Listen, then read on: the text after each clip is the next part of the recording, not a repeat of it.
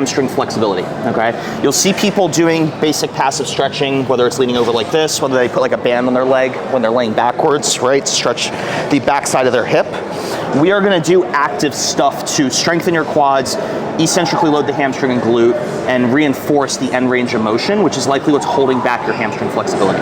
So we're gonna start at the knee and then work your way to the hip. So what you're gonna do to start are kind of knee hinges with your hip and hip flexion. So what you're gonna do is likely dorsal or plantar flex your ankle, and I want you to straighten your knee and try to lock out your quad with your hip in flexion, if that makes sense. Like if my leg was down here, I can lock it out all day. But the further up I go, the harder it is. As you extend your knee, you're gonna feel your hamstring limiting you. Your job is to try to take the tension off of the hamstring limiting you and put it into the quad shortening. If you can fully shorten your quad, your hamstring will release in a sense. So let's try it without any load, and then we're gonna strap an ankle weight on you and do the same thing and load it. So let's have you grab your left leg. Let's plantar flex the ankle. And while relaxing the ankle, I want you to just simply try to terminally extend your knee. And as you lock it out, I want you to assess, can I find any quad engagement? Or do I only have the range limiting tissue on the open side of your hip, right? You probably feel your hamstring pulling the most, but if you can get tension in the quad, see if you can kind of like deliberately do that. Does that make sense? Yeah. And then go ahead and come back down and go for another rep. So I'm gonna put you on a timer. We're gonna go for like 2 minutes or so of just constant reps. Probably for the first minute, I'm gonna have you do it with no weight. Try to find some quad. You feel yourself shaking there. That shaking is kind of like new territory. And for each rep, just see, can I get a little bit more quad? Can I tip the scale from the hamstring glute to the front side of the hip and feel the quad trying to perform that terminal knee extension? And if that quad is strong enough to actually lock out your knee, then there's no reason for your hamstring to be restricted anymore. So we're starting here, and then we're gonna go to eccentric loading. Where would you say is your proportion of quad to hamstring? So, say most of the rep is the plantar flexion. Okay, do you feel this lengthening the most? Yeah, I feel like a lot of stretch there. Okay, relax your ankle. Can you get less ankle tension and more quad tension now? Do that then. Okay. And that might be a testament to your ankle. Does that make sense? So like anybody watching the video or a client or another coworker, they might find that if they were dorsiflexed, this whole thing's gonna limit them a lot more. Right. If you are limited through here, that's where your body's telling you, hey, I'm the most restricted there, right? So if you're giving less attention to this, and now all the tension can go to here, then like that's a win. That's a win to me. Make it completely lax then, okay? Go and give me one more rep like that, and then we're gonna try loading it, just to kind of create even more strength at that end range.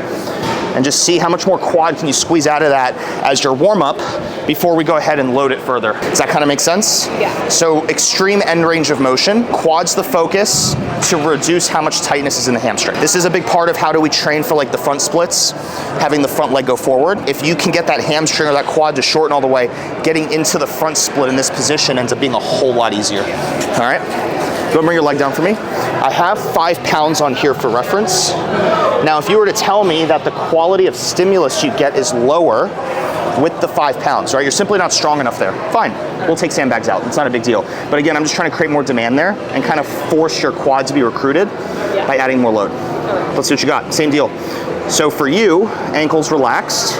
For anyone watching the video, dorsiflexion, plantar flexion, doesn't matter to me. Go and extend your knee, keep the ankle relaxed. See if you can still find as much quad now that we're adding more load. And you're probably not gonna get as far in your first couple reps, right? I expect the first couple reps to not look as good as the next couple, because as you get a feel for things, the hamstring's gonna release. All the way up, all the way up. Beautiful.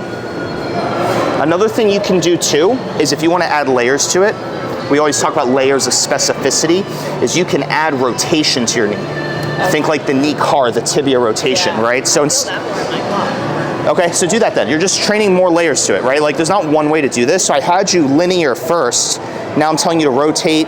You could also go to internal rotation and rotate from here and then extend. And you're gonna lose the rotation as you straighten, but you feel the quad, and it's a different stimulus, right? You're training your knee in a different context. And if that works for you, run with it. You got about a minute left.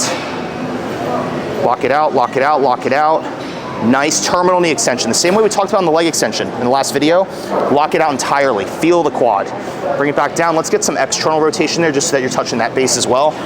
Is there any reason why I feel it more in rotation? The rotation's probably just allowing you to access your quad. You know, we say like joints need to work to access tissue, and you want to get the highest quality stimulus you can.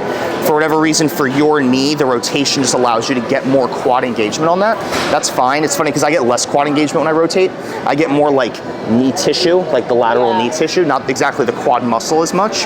And that goes to show you that everyone's knees a little bit different. How the exercise affects them varies from person to person, right? These are just tools in our tool belt. You got 15 seconds. Yes, I like the shaking, I like the lockout. Give me one more rep, but hold the top and squeeze your quad as deliberately as you can. Think MVC, maximum voluntary contraction. Keep squeezing, lock it out, lock it out, lock it out. 3, 2, and 1. Hold on. Do you have questions on that? I guess what is the trade-off between like if I don't have enough hamstring flexibility or quad strength or whatever, I can't straighten it.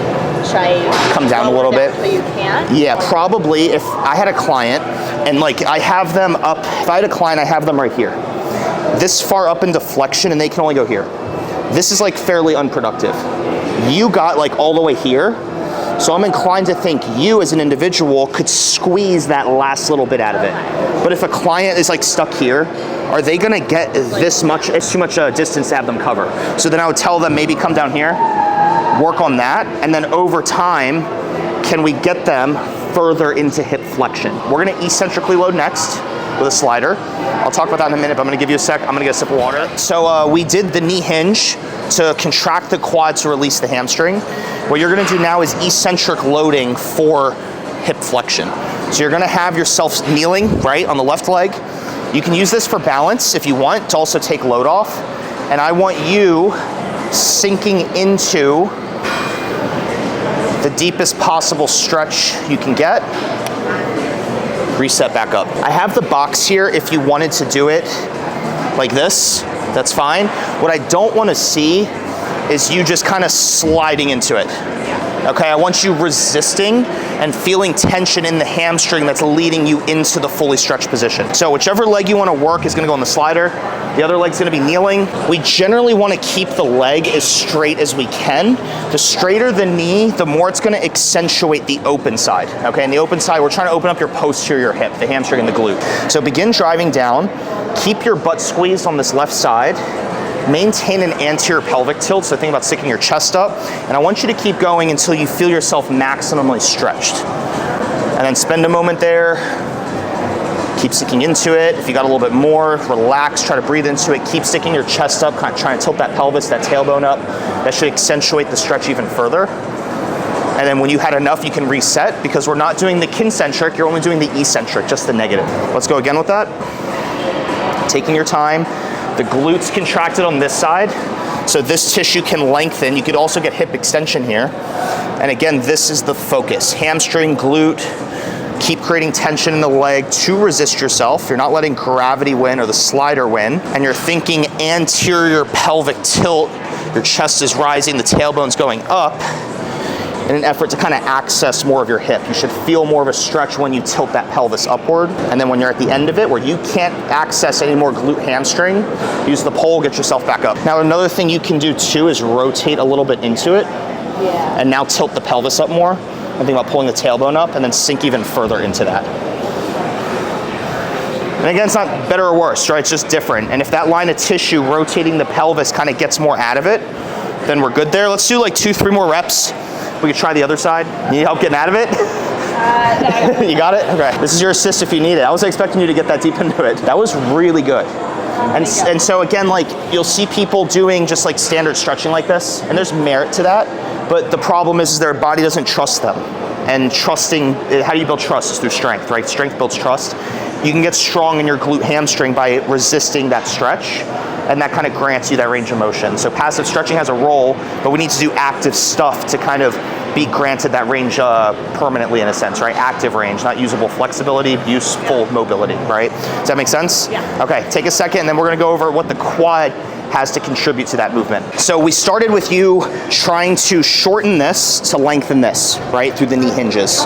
Then we did eccentric loading where you loaded into hip flexion on a slider. The other drill you're gonna do is to shorten the quad fully in hip flexion.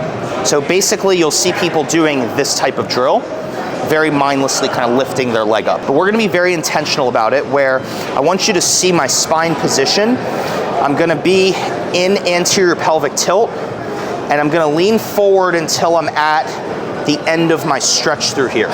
Okay, so my back is basically completely straight, and now we're gonna try to lift the leg up from there. So generally speaking, people just lean over and flex the spine. Lifting the leg up from here is a very different thing.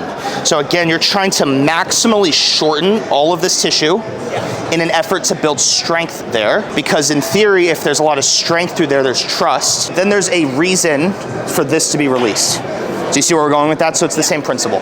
So whichever leg you want to start on, you're gonna have the opposing leg in like the half butterfly. Yeah.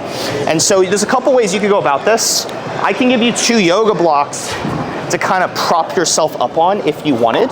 And so how that would work, yes, exactly. So you can kind of accentuate the spine extension and accentuate that anterior pelvic tilt. So think about tilting your pelvis up more. So from this position, keep the knee straight. Let's see if you can lift your leg up off the ground from here.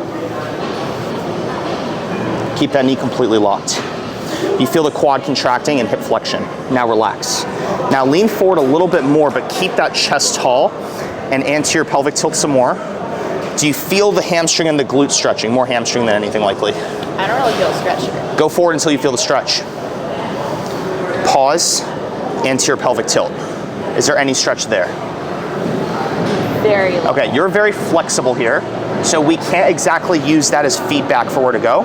So we're gonna keep you here because this visually looks like a great position for you to be in. We're gonna chase that. From here, try to lift the foot up, but don't lose the spine. Do you see what we're doing there? So think about trying to clear the ground. Again, the foot coming off the ground isn't really entirely the goal. It's to contract all this tissue when it's fully short. So the quad is short because the knee's extended and the hip is being flexed. And you feel that shaking as you try to do that. So now keep lifting up and begin leaning backwards, but let the leg come with you. So imagine there's a string right here and you're keeping them together. Lift the leg up, come on. Do you see how you have a hard time lifting the leg up from this position? Yeah. Now relax. So you see how we're in like 90 degrees of hip flexion. You're sitting up and your leg is down here. Yeah. It's really hard for you to lift your leg up from here, but you're flexible enough to get all the way down here. Yeah. Do you see the gap you have? That's what I'm chasing after. I'm trying to close the gap in how strong you are in this degree of hip flexion versus down here. Yeah. So now come back down to this position. So have your chest up, you're gonna prop yourself up however you need. The yoga blocks aren't necessary. If you like them, use them. You're flexible enough to get all the way down to here. Yeah. In theory, if you had optimal balance, you should be able to lift your leg up from here. The same angle. Yes, as you come up. So that angle that you're at here should come up with you if you have like optimal strength to range of motion ratio in a sense. Those dead spaces are the problem. And when I say the problem, I mean that's where like you have a gap in function. Yeah. You don't have a problem like pain or movement issue, for example, but that doesn't mean that there's a gap in function. So get to the end of your stretch or wherever you feel like the end of hip flexion is. I like the idea of your chest being up, no rounding at the lower back. So from here, now begin trying to lift up. Do you feel the quad and the hip flexor contracting? Yeah. Now start leaning backwards at the torso, but keep the foot close to your chest. Keep picking up. Clear the floor, clear the floor, clear the floor. Come on, pick it up, pick it up, pick it up. See the shaking going on, and then reset. Lean over again. Let's do 2 more and then we'll try the other leg. Keep that chest tall. Now begin lifting up off my pen. We feel the closing side, the quad, the hip flexor, right? Keep contracting, and as you lean back, pick it up with you. Pick it up with you. There's a string between your foot and your chest, and your chest is pulling your foot up. Beautiful, and relax. You got 1 more, lean forward again. Pick up again, 1 last time. Keep that chest tall, keep that anterior pelvic tilt, begin lifting the leg up. Keep lifting the leg up, keep going, keep going, keep going, and relax. Now, if you had a partner, you could do a passive range hold. which is kind of what you just did. That's how you would do a self-assisted passive range hold. Now I'm gonna help you here. I'm gonna let go. If you need to push off the block, push off the block. Okay, this is another way of doing things. Ready? Keep the knee straight, flex the hip, set, hold. Hold, hold, and relax one more time for good measure. 3, 2, 1, hold. Hold, pull off my hand, come on, don't let it sink, don't let it sink, don't let it sink. Keep that knee straight, yep, and relax it. Does that kind of make sense? Yeah. And if you were to get cramping in the quad, then I would tell you that's untrained tissue, under-trained tissue, and it's new territory that you want to take ownership of.